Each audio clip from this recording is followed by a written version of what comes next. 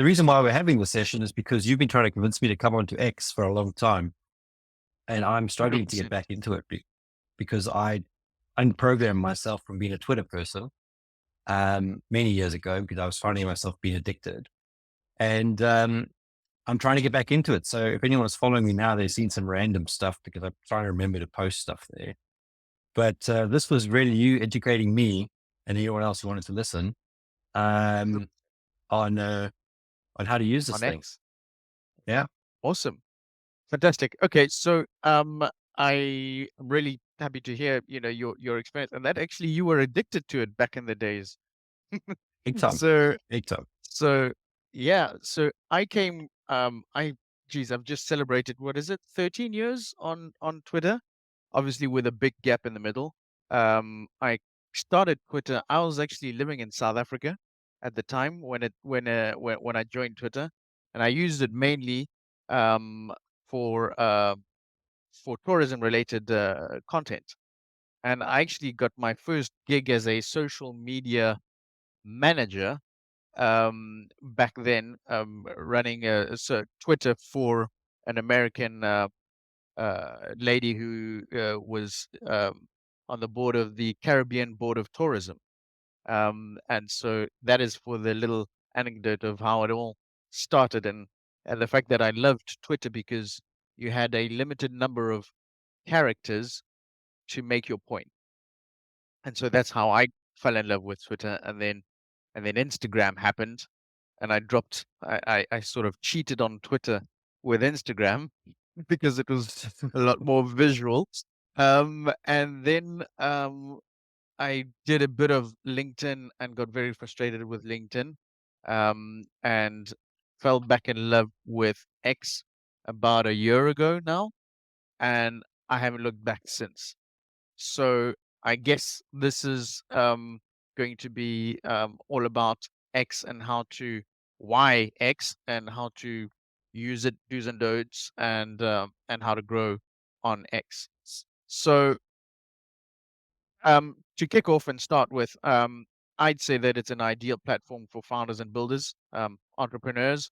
That's the side I'm going to be focusing on rather than the investors Yeah. side of things.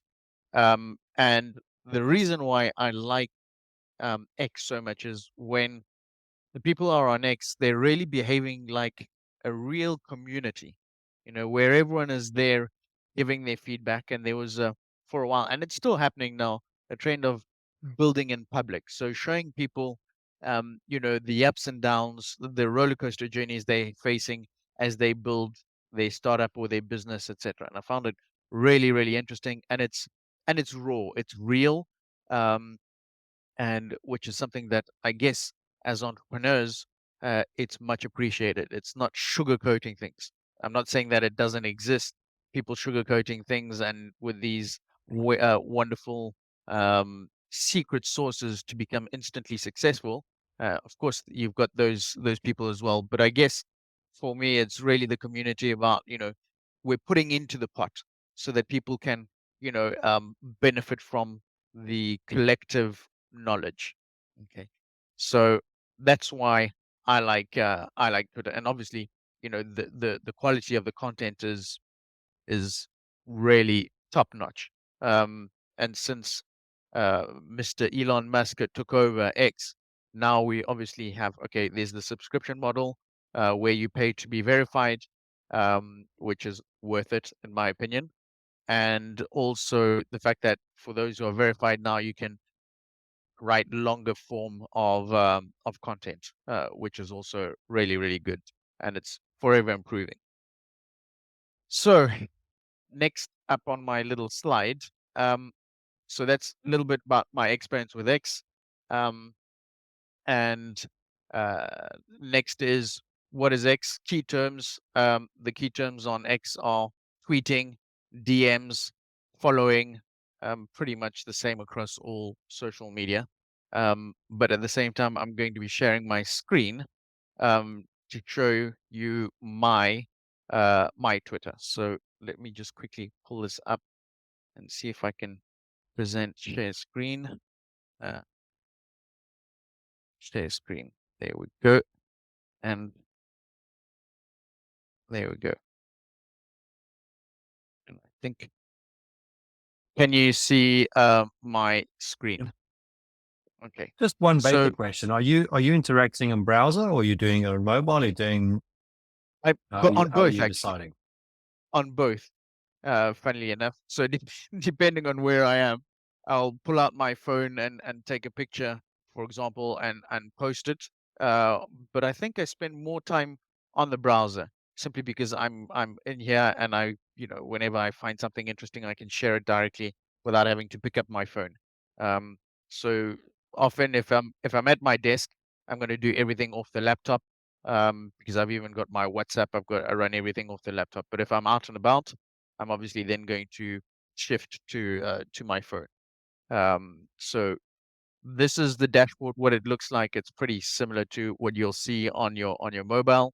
On the left, you've got your main menu, the search button to search for people's handles and to search for hashtags, notifications.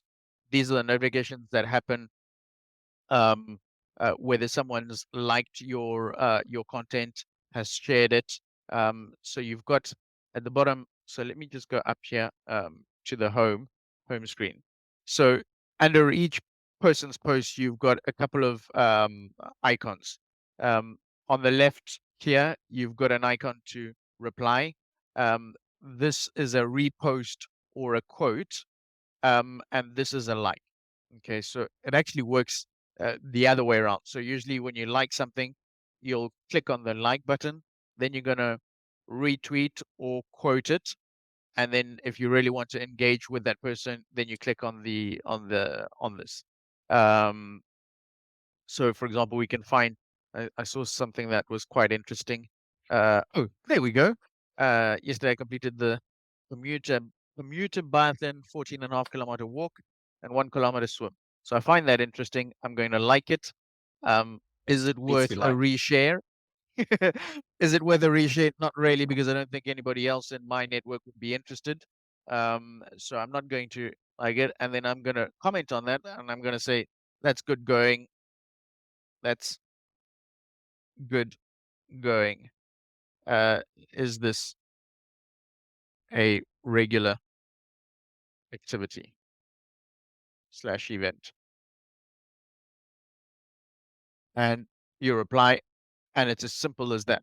I can also attach an image, because then in that case, that would be, hey, I'm doing the same competition or event, this biathlon, community biathlon, and then I would probably share my stats as well, just to make it even more interesting and more engaging. So that's how I would interact. Um, on the right hand side, you've got these little graphs. These are the views of the post. So in this particular case, there's 22 people who have viewed. What you'll notice is if I do reshare it, you'll see those numbers go up, obviously, because I'm sharing it with my network, and my network will obviously come across it as me having retweeted this post. Make sense? Yep. Um, so over here, we've got all the notifications. So who's liked it, who's retweeted, who's engaged with me, and who's following me. So I guess this is where I spend most of my time, because sometimes I don't have enough time to go through all the posts in my feed. So I will essentially prioritize the people that are engaging with me over everyone else. And then when I've got a little bit more time, I then go into the home and have a look at what everyone is saying. Okay. So that's how I use my notifications, and to keep abreast of, who the people that I interact with the most. Um, Messages, obviously direct messages. It's pretty much like like any other social media um, uh, channel. So usually it's courteous to ask someone, if you find something interesting in their content, you go and say, hey, by the way, I'd love to chat to you about what you mentioned the other day. Is it okay to slide into your DMs? Obviously, you don't want to share your contact details straight on the post, otherwise you're going to get a whole lot of spamming email from all sorts of people that you're not really keen to engage and interact with. So that's how I also manage it. Also important and key to know is, in the direct messages, you've also got and other inbox. For those who are not connected with you or you haven't interacted with, it's always important to have a look at that and keep abreast on, you know, not missing out on any opportunities. So at this point in time, as you can see, I don't have any other messages. Otherwise, it would be popping up here. And also you can notice that I don't have any unread messages because you never know where the opportunities lie. And I like to make sure that I respond to everybody, regardless of what the topic is. Even if I'm not interested, I always like to behave like I do in real life. Is I give the courtesy of saying, "Hey, thanks for reaching out," and but I'm not interested at this point in time, or this is not something for me. If someone sends me to messages, I'm going to say, "Well, I'm not into crypto. Thank you very much, and have a lovely day," and that's it. Because being nice and kind and courteous somehow always pays out in the long run. That's my opinion. You're And not like then me. as you go indeed, as we go down over here, how to How much post. get? So, But then, Chris, I mean, let's go through this yes, practically. I mean, how much time are you spending on this on a day? s- I would say I spend 3 hours a day altogether. And are And you doing that all? Are you doing that all in one go? Or are you doing that a couple no, times? Like you scheduling time in your diary to say, I'm checking Twitter at 9 o'clock, 12:15, and 5 o'clock? Or I mean, how are you no. doing this?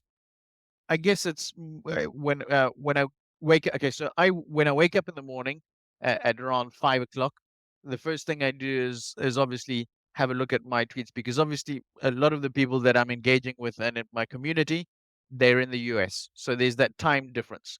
So I'm always staggered in that way where I'm going to be the first one to start posting in the day, but I will interact with any notifications I've had since I've gone to bed, kind of thing. So in the morning, I guess early in the morning at around 5. Then I'll have another session around what is it, 8:30. Another one mid-morning. Some but these are like really short sessions, except if I'm coming across a lot of really good content. And in which case, it gets busy. I think I'm busiest on X in the afternoon, mid to late afternoon, because everyone is up in the US. So that's when there's some actual live interaction and engagement. So I guess that's how I do it, but I don't have any set time aside. It'll usually be in between two tasks or emails, etc., and say, "Oh, I've sent an email to somebody or received something," and say, "Oh, I think of somebody," and I'll go onto X and I'll have either I'll send them a message or yeah. I guess I engage a lot on X, um, switching from emails to X as well. So does that answer your question? It does. I mean, I guess the thing that I mean, as I said to you, I'm trying to get myself to look at it again. I struggle to have the time to look at it on a scheduled basis. So it's very much when I remember. But I'm trying to work Mhm. out still what is the reason to do it versus LinkedIn, for example. LinkedIn, I feel like you put something out there, and if you get response, you get response. But mostly you're connecting with people, um, and you know who they are because they're using their real titles usually. The challenge I have with Twitter is that people use different handles, and some people have quite good profiles, some people don't. It all depends. Mm. So it feels a little bit more Wild West for me than say LinkedIn does. Okay. So I'll give you an example. That's an interesting comment. So I'll take example Bethany, commercial real estate. So you know what her name is, etc. She's got a real profile. I follow Bethany because she's amazing. Her content is really really excellent. And I love the content that she puts out. So I guess when she puts out, so let's go and have a look at her profile, and there's no fluff. It's to the point. She's the founder of Foresight Commercial Real Estate, team of 30 plus real estate investment sales specialists, property managers, and leasing agents based in Texas. So I know where she's based. She's got a link tree with information and details, so we can even look that up in a bit. And then over here, I've got all her content. When I click on someone's profile, I've got all her content and all the interactions and the engagement, which I find quite practical. So, for example, uh, if you all would like to make bets on the movement of the market, interest rate movement, etc., my percentage of being right is almost perfectly wrong 100% of the time. At this point, I think um, acting on the opposite of what I think will happen is a pretty sure bet. And if I want to, as you can see, there's 6 comments on this. So if I want to see it, I click on this content, and then you'll be able to see all the comments of other people based on on that tweet. Okay. And I find it really, really interesting. And I guess it maybe it's the way that the content is laid out on X that I just find it to the point. It's not fluff, it's I feel like on LinkedIn everyone's trying to be, bigger than they are, or uh, It's definitely become that way. I mean, like I say, I feel like LinkedIn, you're just putting stuff out there, and if something hits, it hits. So what? Um, yeah. and Whereas yeah. it's not as much as as a return as it used to be. Um, and to your comments about Instagram, I'm kind of going through all of them at the moment to see which ones are interesting. And I will say this, in fairness, I think X is becoming more and more palatable the more I look at it, but I do get overwhelmed by it. And that's my problem is I just feel like there's so much information there. Like I don't want to get into an infinity pool where I'm stuck here forever and I can't get out. So I tend to like look and then go, okay, I need to get out of here, and I go. So one of the things it is difficult to manage. I mean, any social media platform for that matter. I guess the idea is to figure out what works for you best. And when I say work for you best, is where do you enjoy having that in exchange? Because fundamentally, social media, it's social media. It's interacting, it's behaving online the way you would in real life. If someone says hi Yep. to you, you greet them back, and the same is for social media. Unfortunately, not a lot of people actually understand that notion and that concept. Um, but from my perspective, is like I try to figure out what works for me. So Instagram works for me because I have a business that uses a lot and communicates a lot visually. I mean, the private concierge business is all about, hotels, restaurants, food, travel, you name it. It's easy to communicate on Instagram about it because that's where people are consuming that type of content. Whereas when it Mm, comes mm. to to uh, X, it's becoming a little bit more like that. So I'm finding myself that I like to share a little bit of a post, as well as an image, or as well as a what do you call it, a short video, and as well as the fact that my podcast is streamed live onto X as well. So there's a lot of new features that have happened on X that are uh, just bonuses, and they're an advantage to me, and I'm trying to leverage it as much as I can. You can Mm, actually stream mm. directly live from X without, so as you know, we use StreamYard, and from which we manage and stream onto the different channels and platforms. And I guess the only people who actually stream in are from X, my X audience, whether I know them or not. I still haven't quite figured that one out, but um, that's where they all come from. So everyone who comes in is from my ex audience. Um, Yeah. so Yeah. Instagram, I'm still always going to use, just it's visual. It's all about, making something look good. This is what it's about. This is, I promote hotels, restaurants, real estate on Instagram, and here I'll have more conversations and exchanges. And the funny thing is, since I started um, back on X about a year ago, I have come across some incredible people, like next levels, who give you the time, extremely successful people who give you the time of day to exchange, to give you their experience, their tips, their advice, and also take some and exchange. It's a real pod of exchanges. Um, and I'm delighted. I mean, I get to book at least 3 calls with new people every week, thanks to X. And I don't think I haven't had, when it goes to a call, I don't have think I've had a single disappointing call. in that time period at all. So yeah, so that's why I guess I'm really happy hanging out on So, X. And I mean, business wise so as how, well. This is go for it. so here's the question. Like, how do you measure your success? So how do you feel like you have, you're getting the value out of it that you should, I mean, so what, okay, let's maybe turn this around a different way. Why are you on there? What are you looking for as an objective? And then how do you measure that it's been successful for you? Okay, that's a very good question. So in various ways. Um, so my concierge business, I've had 3 new clients through X. And when I say new clients, they haven't developed into, booking 6 weeks holidays and in Europe, etc. But little gigs. There was a 1 week gig in Courchevel with a chalet rental and ski and booking all the restaurants, and that, I mean, that is in itself more than enough return on investment for a year's worth of you know, of business, So I've had 3 clients, thanks to X, through that. I'm also, as you know, with Gungano, which is the digital nomad hub and real estate element. So I'm new to real estate, apart from, managing rentals.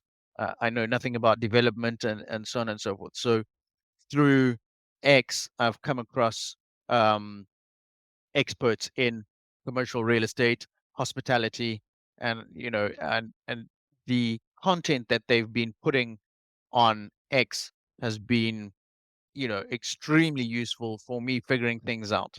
And then on top of that, you subscribe to their newsletters, and then the the quality of those newsletters are, way above average. I'll actually give a shout out to Sean Sweeney, who does real estate development. Um, his content is really really excellent, and I'm subscribed to uh, his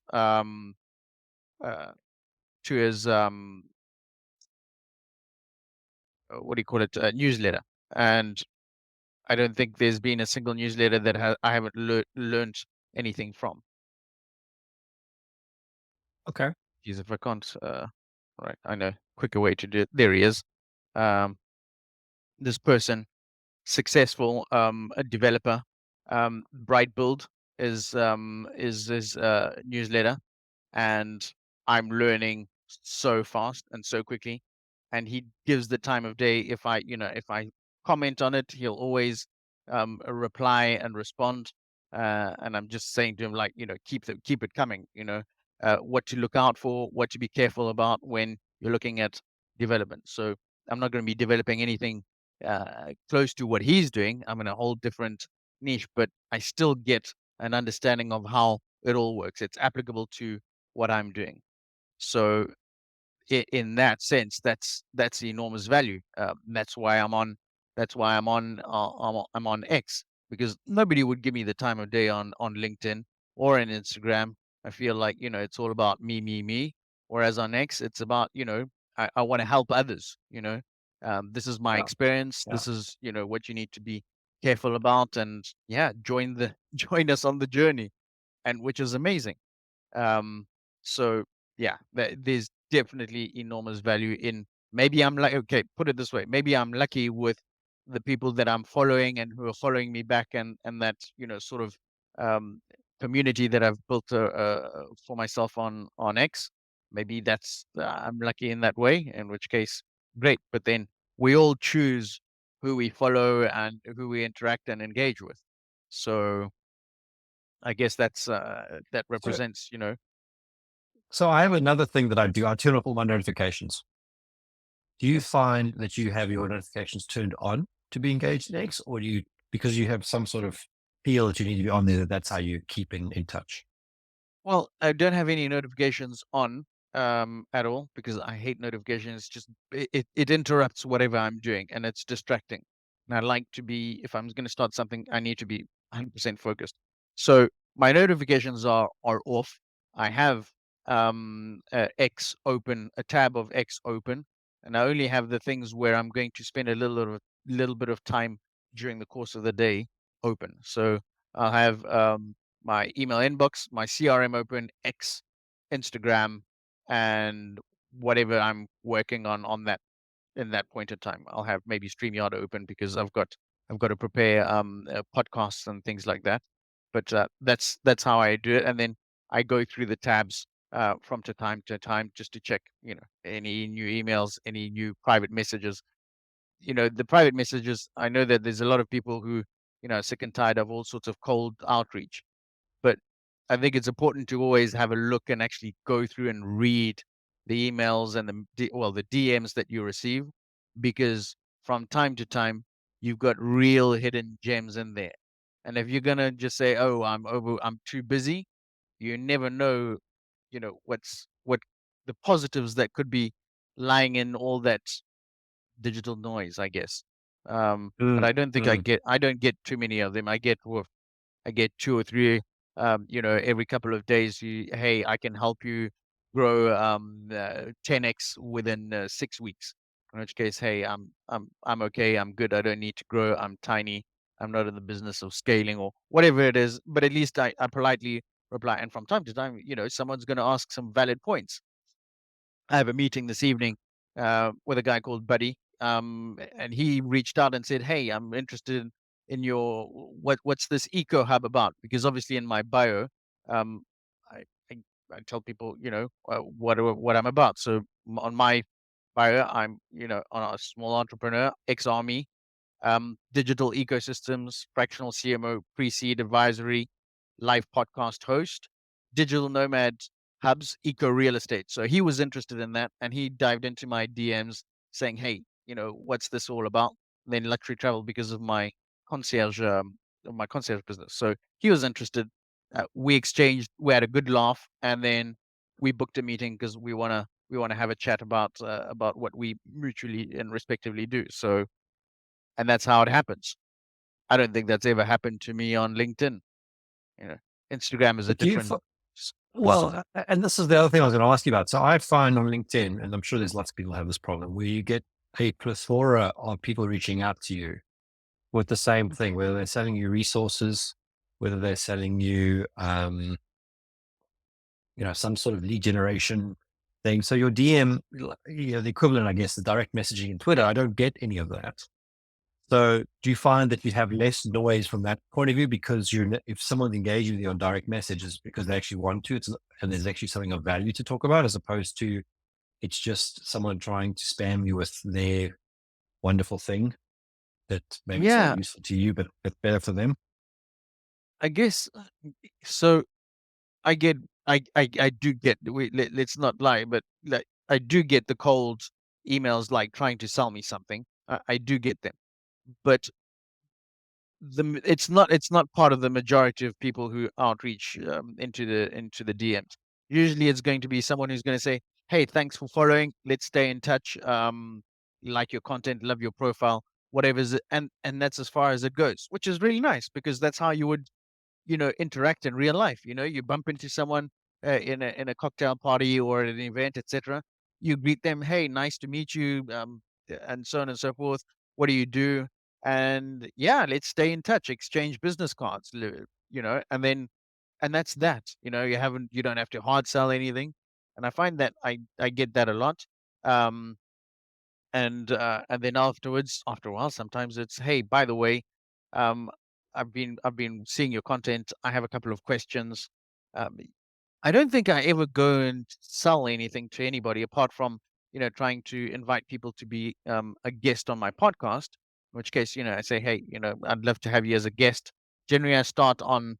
It's because they've commented, put something out on a tweet, and then I'm going to say, "Hey, this is actually really really interesting. Hey, by the way, I'd love to have you on my podcast as a guest. And is it okay to DM you?" Or sometimes, I take the step and I actually mention it on the comments, and then I go into the DM and I just my cold pitch and say, "Hey, love to have you." I tell them a little bit more, I give them a little bit more details, and that's that. If they don't respond, That's okay. It's fine. I can understand people are really busy, but and I'm not spamming, so that's the only thing. But otherwise, I guess I'm always interested in what people are doing, and I'm more, hey, I'd love to, yeah, pick your brains about X, Y, and Z.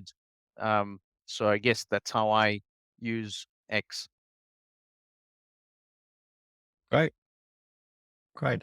Look, I'll be honest. I am giving it more and more time when I'm looking at it I've now to see noticed. what's happening. And let's not oversell the South African connection to Elon Musk on it too much. It No, does no, have more no. credibility than just because he's involved, I think. Um, Yeah.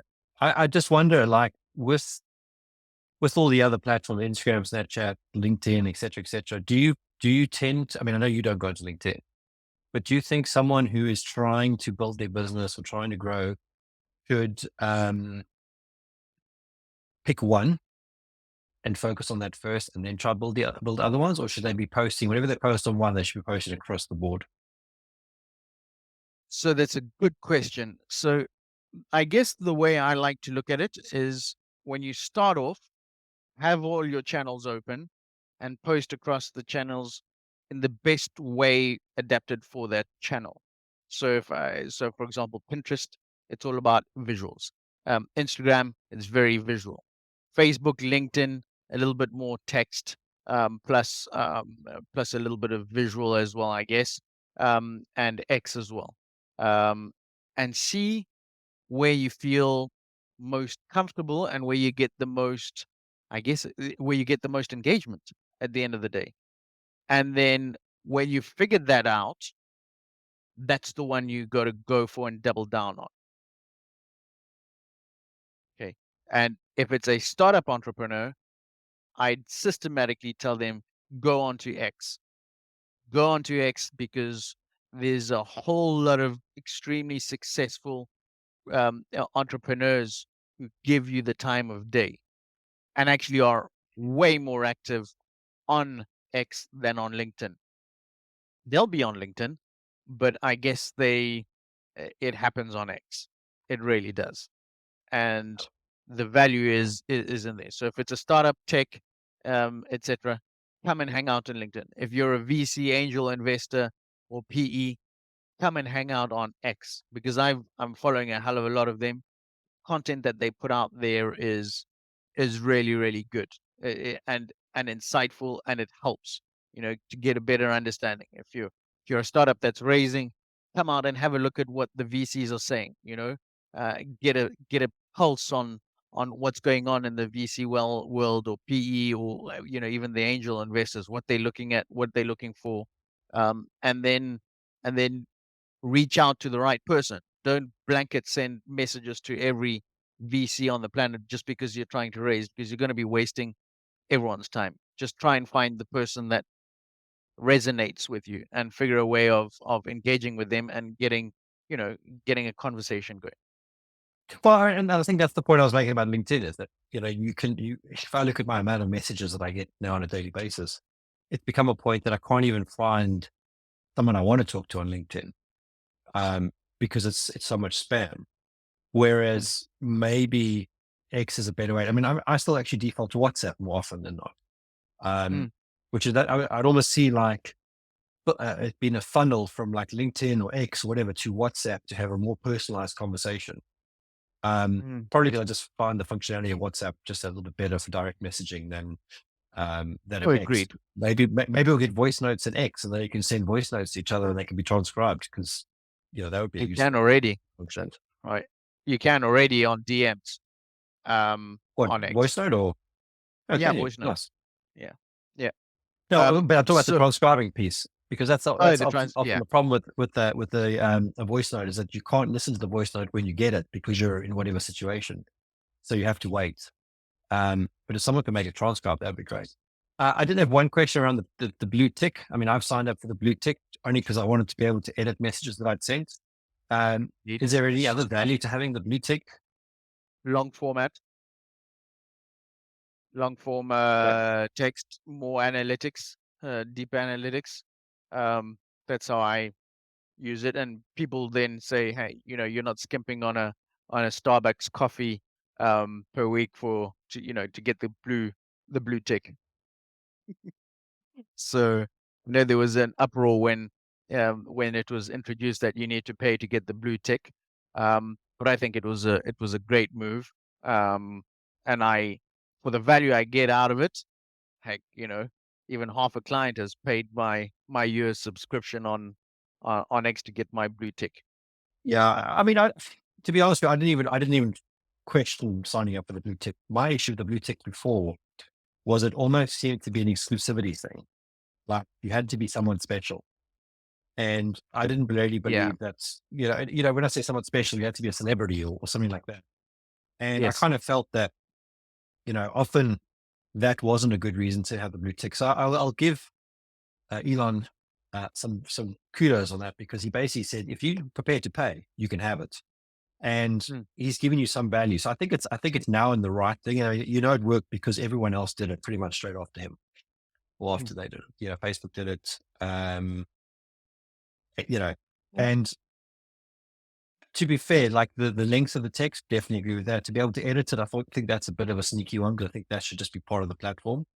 Um, but I also think in some respects you are telling people that if they're going to follow you, that you're actually a serious account to follow because you're prepared to Yeah. pay. And this Yeah. is kind of similar to how we constructed Value Execs as a membership thing. Is that we don't charge a lot of money. We get a lot more value than we charge for, but you've got to pay something, otherwise you won't value it. Um, and I think that's all he's done, and then that's the reason we've done it. Is just a little bit of money, just to make sure you're serious about playing. Otherwise, you just got to be a silent partner. And you can see Yeah. that in our free forum, because the free forum people don't contribute because they're not paying. Exactly. That's very true. Very true. So yeah, no, but um, the so for in terms of X and the value of the community, also something that is interesting to notice. LinkedIn, if you're going to start giving people shout outs, it's stroking other people's egos, and that's as far as it goes. The number of people who will actually thank you or acknowledge that shout out, etc., is, I'd say, even less than 10%. The other day I gave a shout, well, systematically every time I give a shout out, it's because I really want people to follow those people because there's real value, and they all have the courtesy to say thank you or respond, and so on and so forth. So I like that as well. We're behaving like, yeah, I guess, um educated people, and at least a little bit of savoir vivre, if that makes, that makes things so much nicer, more pleasant to deal with, and you'll do it even more often. If I can do 2 shout outs in a week, that's great. And on top of that, the great thing is it was somebody else's post who says, "Hey, does anyone have anybody to um to recommend me following?" So like I said, well, geez, I can't just give one person. I'll just give a small, my favorite list, and even then I didn't put everybody in there, but it makes Yeah, made but you do sense. raise an interesting question for you and me because we obviously work together around Mhm. values marketing with Annabelle. We do those voice notes on LinkedIn every day, but are we publishing those on Twitter as well, or just on LinkedIn? I actually don't know. Oh no, we are. Just on, We are on X. I yeah, mean, yeah, well, I think we are. but I think I've yeah, seen them. um, that's the only thing that I struggle with on X is my personal brand, or my personal account rather, Mhm. and the business account.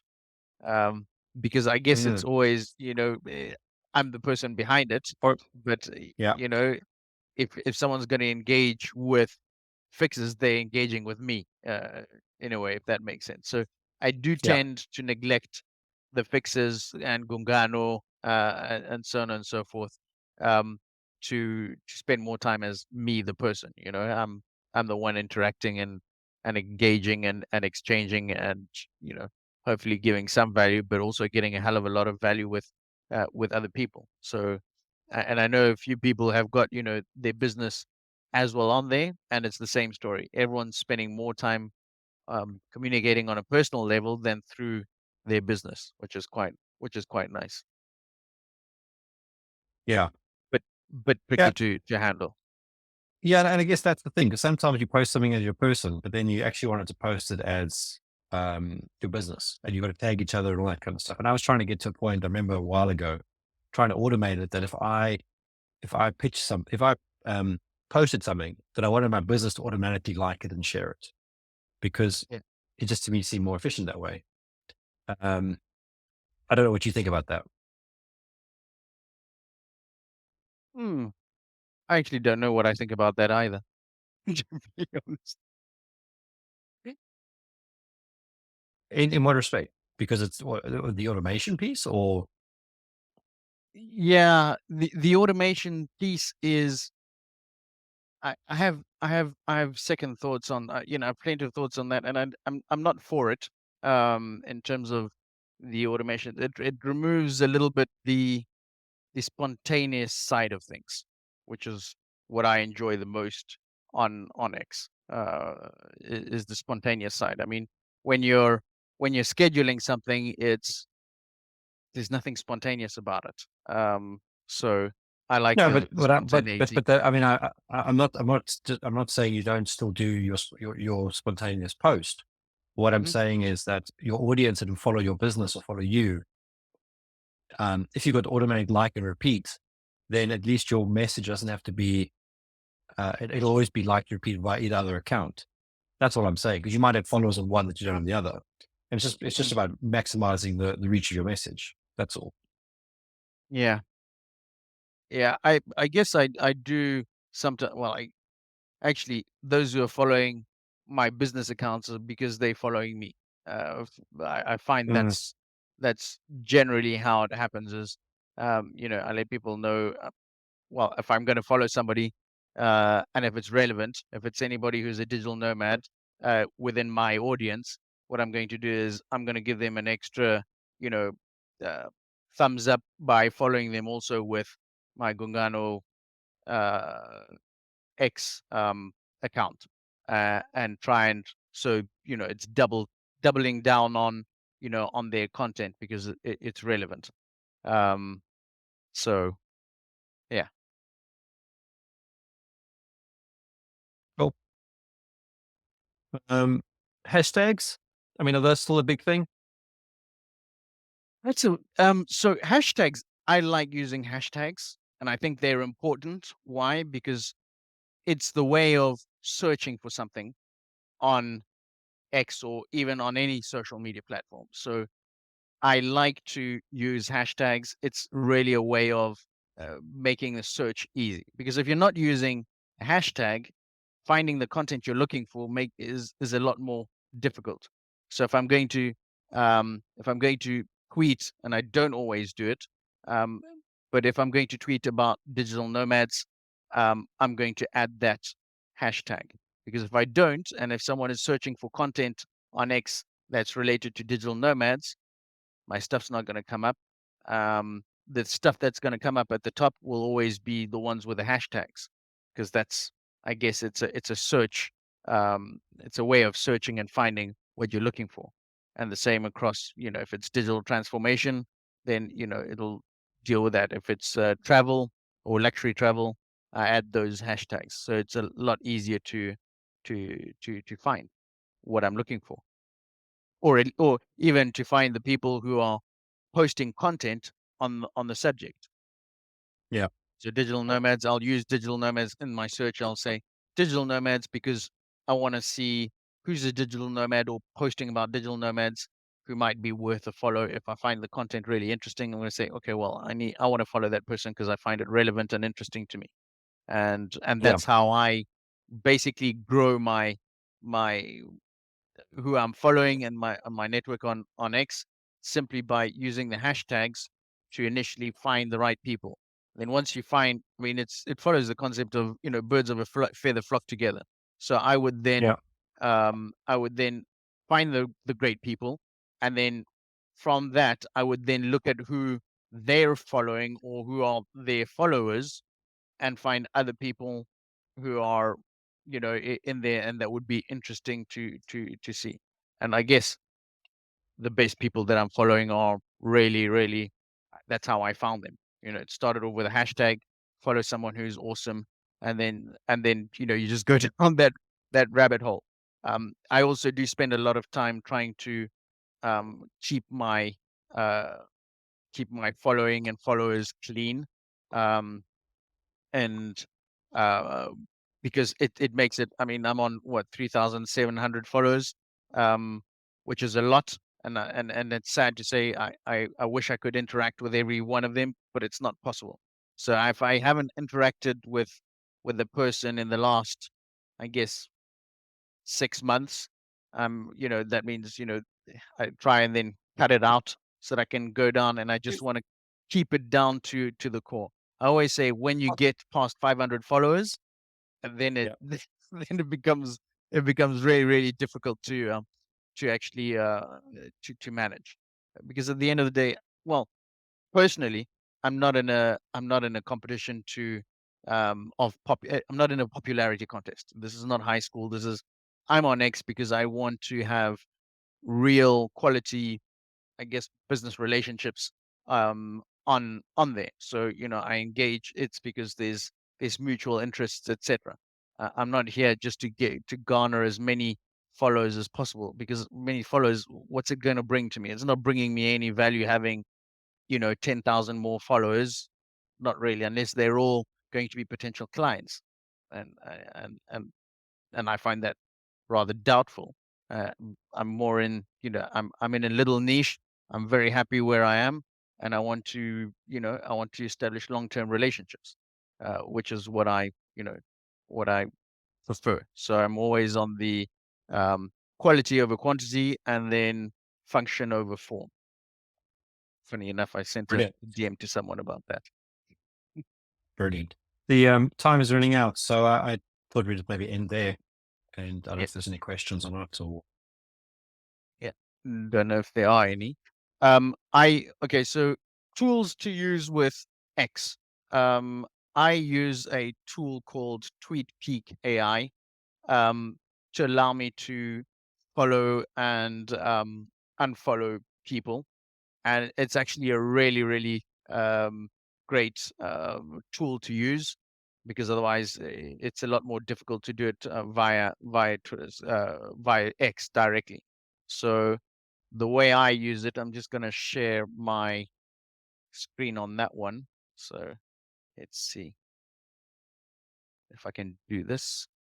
I'm going to share. Shift tab on Twitter, stop sharing, and then let's do this. Share screen. Uh,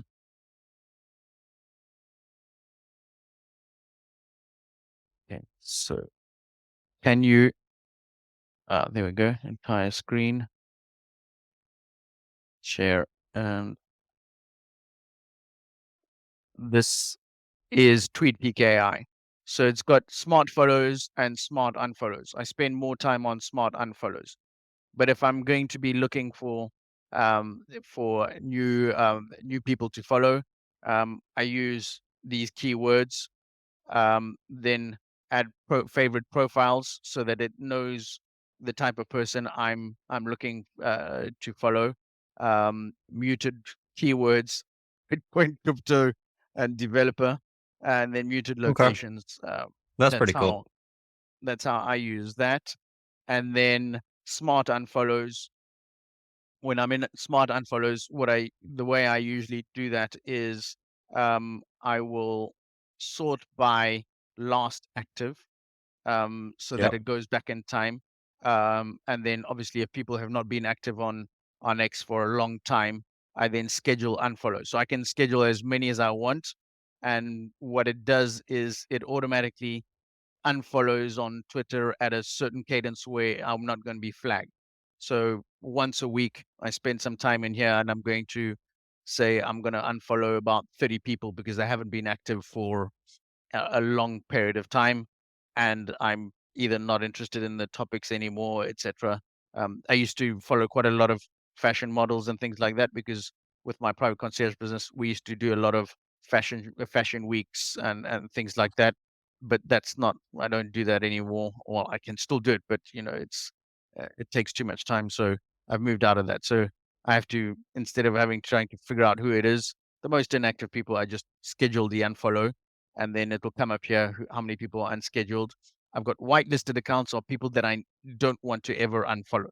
So they won't appear in the unfollowed, even if they're not following me. And so, Right. yeah, that's Great tool. basically, yeah, Great tool to end with. Thanks, yep, Christian. I need to run, but this was great yep, to catch up. And as I say, I'll indeed. keep trying, keep struggling forward. I'll give you, I'll give you, I'll give you some more shout outs and everything. And yeah, and Appreciate then it. we'll definitely, yeah, catch up tomorrow Let's check morning. in. Let's check in a few months and see how I've done. Maybe. Yeah, definitely. Oh, I'll be sending you messages and saying, hey, don't forget. I'll be your reminder. Sounds good. Thanks, Christian. All All the right. best. Cool. Cheers. Cheers. Cheers, Bye. Ryan.